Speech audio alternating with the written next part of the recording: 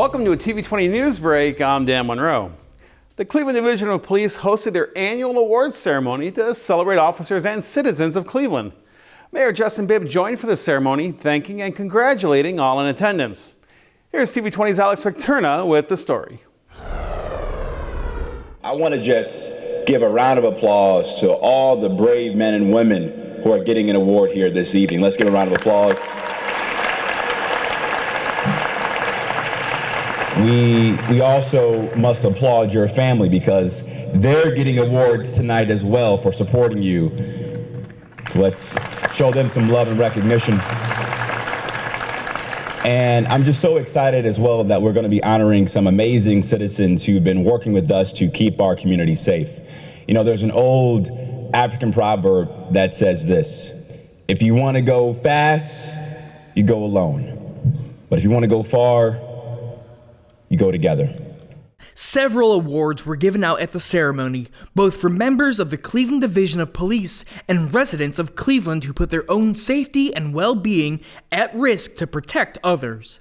The awards include the Citizens Award Pin, the Special Commendation Award, the Captain James Purcell Crisis Intervention Award, and the Medal of Honor. What the director described as very difficult times, and it is, on many different fronts. It's difficult times. However, the men and women that are seated to your right and my left are doing a tremendous job. Same thing with the citizens out there, getting involved, being brave, taking chances to make sure that our community is safe, that we're giving and delivering the best possible service that we can to you, our residents, and our community and so forth. And that's what these brave officers here have done day in and day out. For TV20, this is Alex Victerna.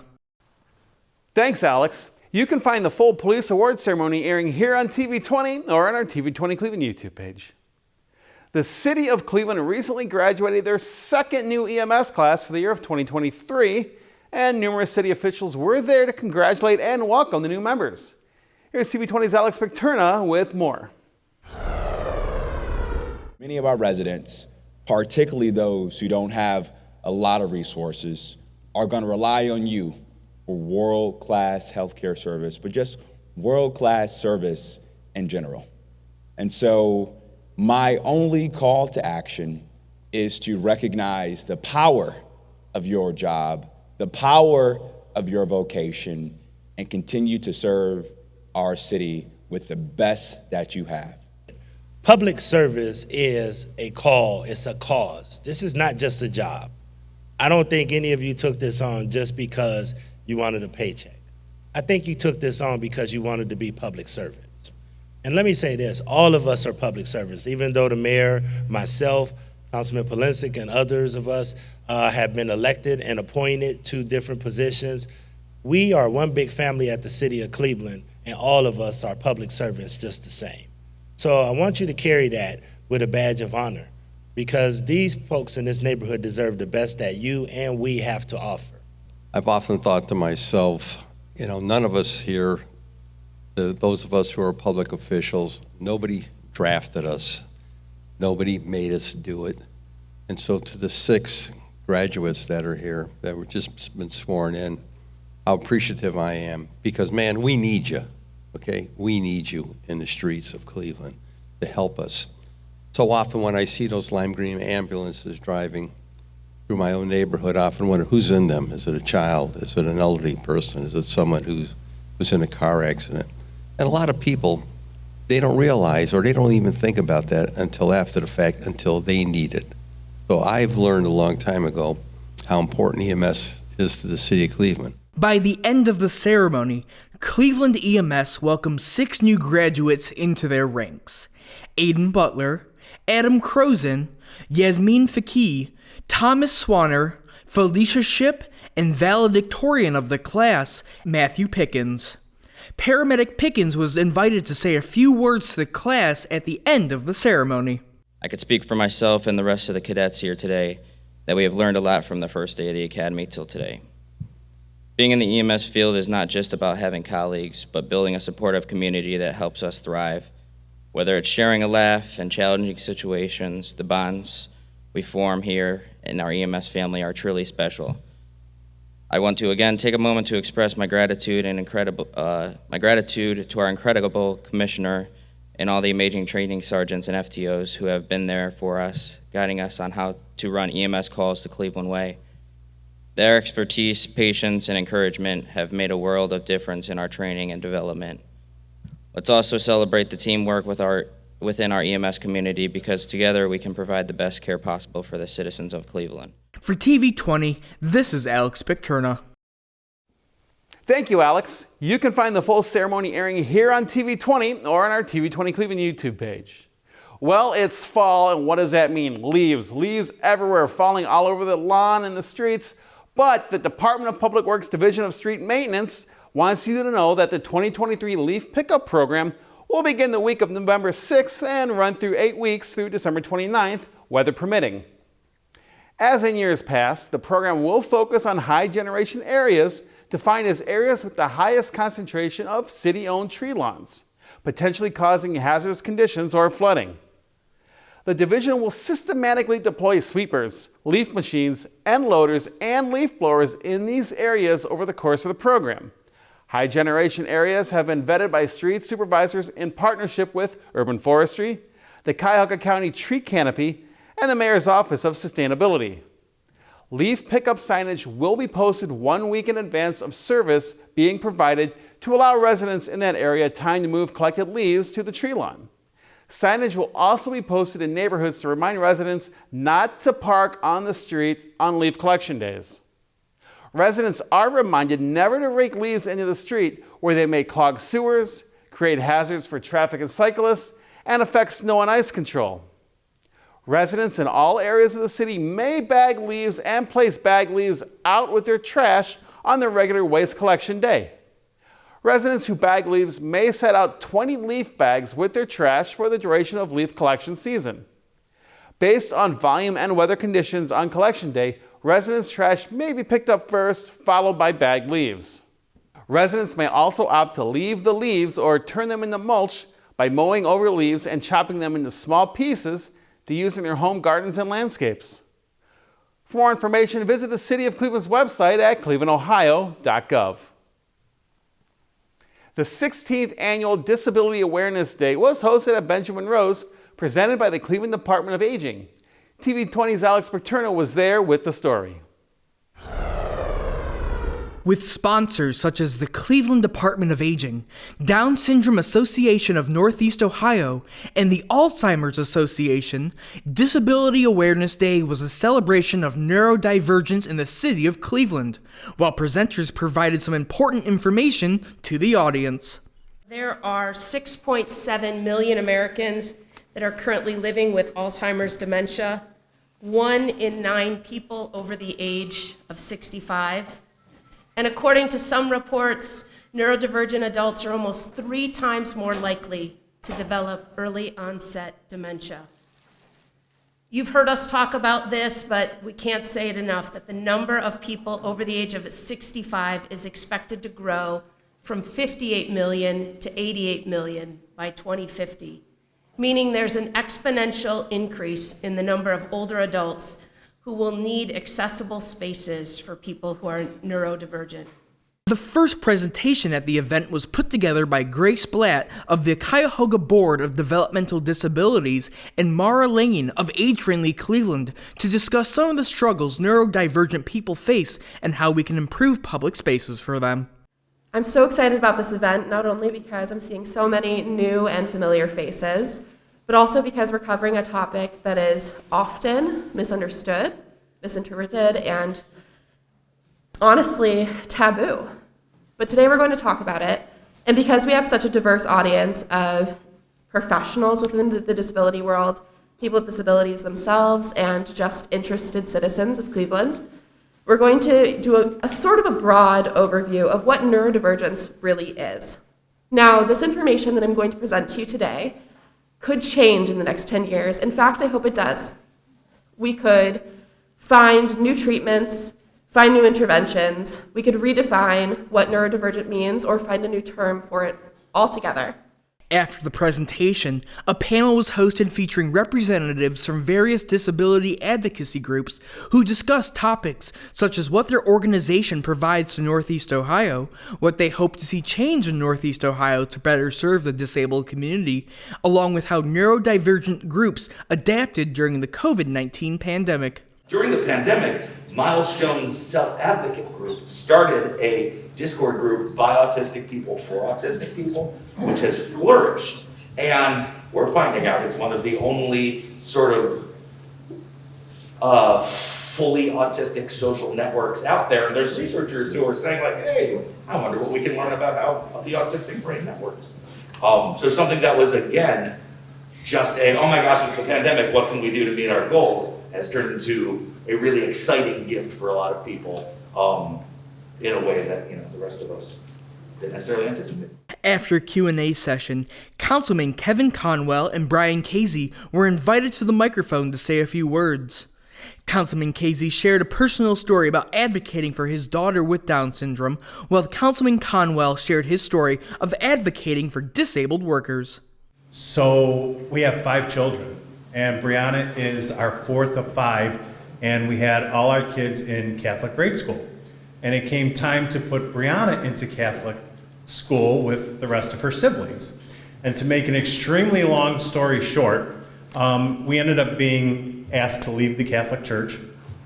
We were thrown out of our parish, and we advocated for Brianna in order to have her educated mainstream along with every other typical normal kid. Again, long story short, case went all the way to Washington. Catholic Diocese violated Brianna's civil rights by not allowing her to be educated in the Catholic Church or in the Catholic schools. Brianna was educated in grade school at St. Mark's, and now she's the first child like herself to attend St. Joseph Academy High School. Wow. And she's in the... I would go out and talk with businesses on hiring my people at Goodwill Industries. And so I said, when I get on city council, I will write legislation, policy, and push forward and not forget where I came from. The other thing that I know how to do pretty well, and I used to do this, is to sign also. That you probably didn't know. Yeah, I used to sign when I was there because I had to work with people with disabilities, get them jobs, and I signed. And I would take the signing that I learned, and at Glenville Library, I taught other people about the deaf and hard of hearing people, and as well as sign language. You gotta give back, man. That is so important. For TV20, this is Alex Picterna. Thanks, Alex. And of course, you can find the full Disability Day event on our YouTube page or here at TV20 Cleveland.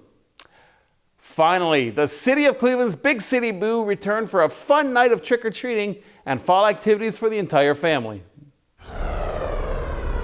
The exciting Halloween event transformed these community hubs into a festive and fun-filled wonderland for children and families across the city. We are the kickoff of Cleveland's Safe Trick-or-Treating, the Big City Boo.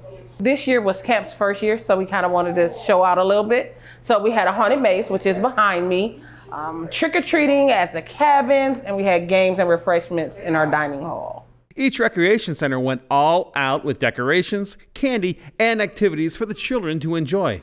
The staff made sure this was a memorable night for the kids.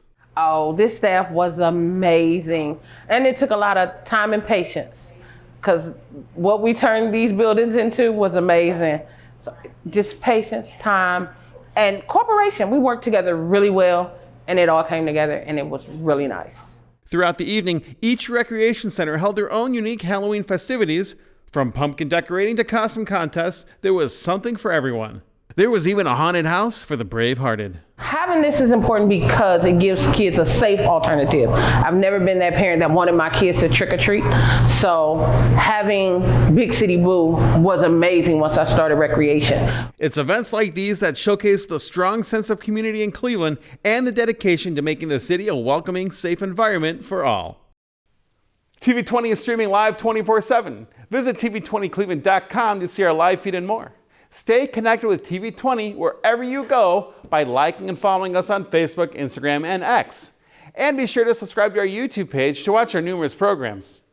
Coming up next, learn about what's going on with the Cleveland Metropolitan Schools with this week's CMSD 360. Thanks for watching TV20 News. I'm Dan Monroe. Be sure to stay tuned for more on TV20. We are Cleveland.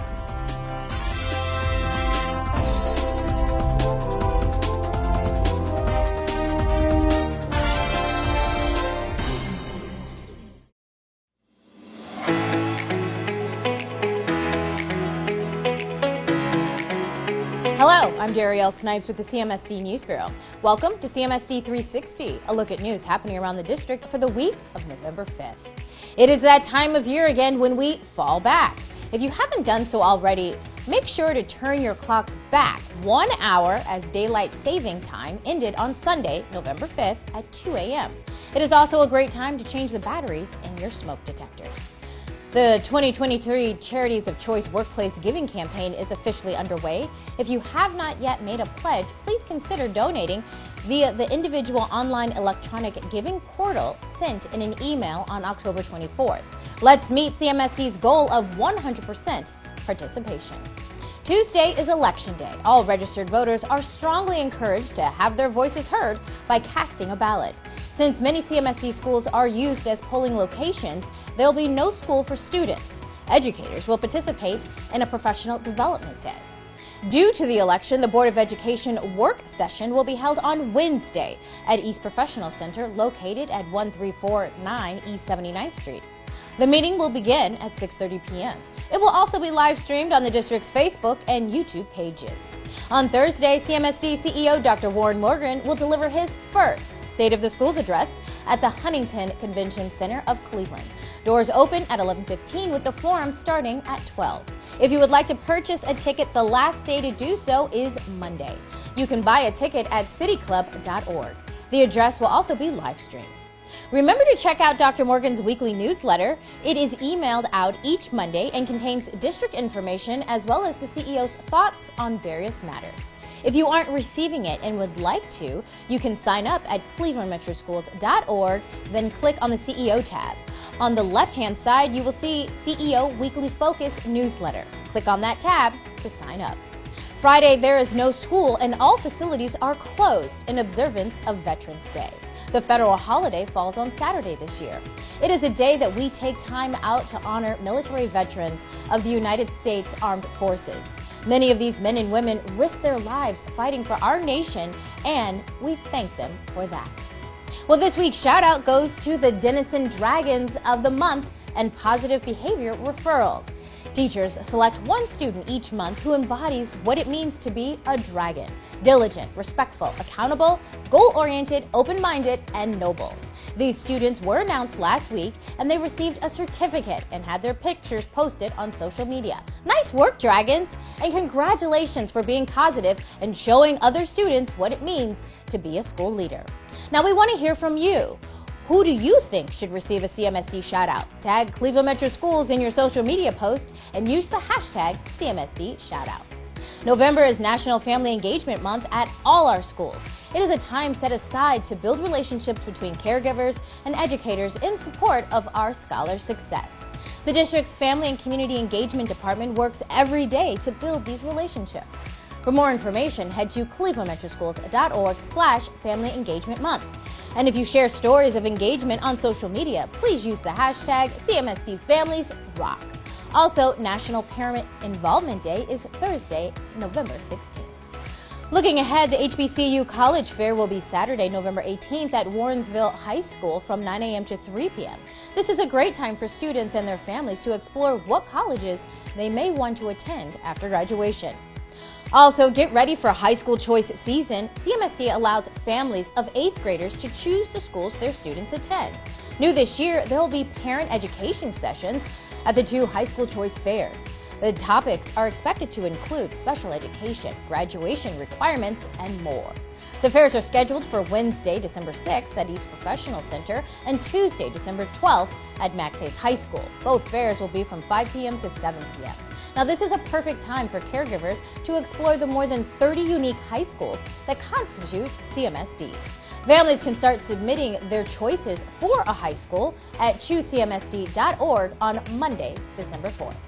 Well, stay connected with what's going on in the district by downloading the CMSD app or following CMSD on Instagram, X, formerly known as Twitter, Facebook, and YouTube. Thanks for watching CMSD 360. Have a great and productive week.